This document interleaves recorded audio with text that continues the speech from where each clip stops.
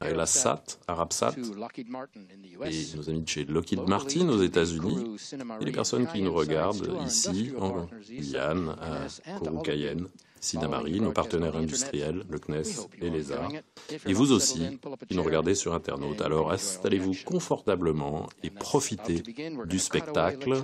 Nous allons vous laisser en profiter et écouter le décompte final annoncé par le DDO.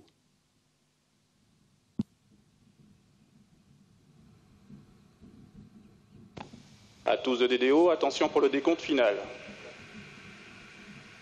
10, 9, 8, 7, 6, 5, 4, 3, 2, 1, top.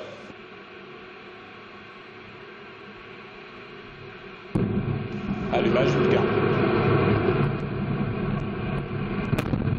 Allumage des EAP et décollage Ariane VA247.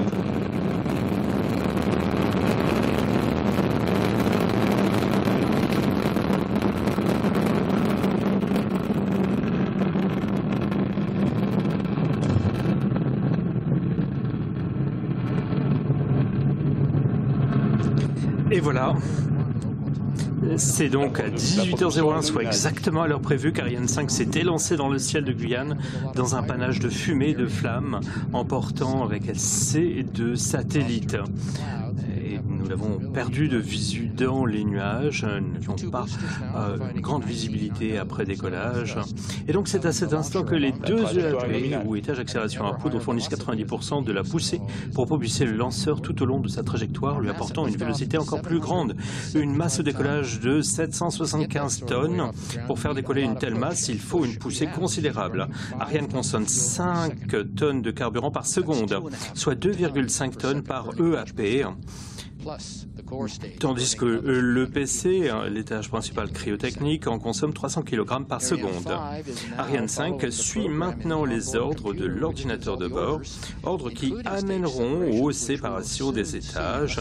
Nous les suivrons très prochainement. Le DDO annonce que tout se passe bien à bord. Nous sommes dans la première des 4 phases de ce vol. Nous décrirons chacune d'entre elles en détail au fil de ce vol, vous permettant de suivre Ariane tout au long de son survol de l'Atlantique vers l'Est.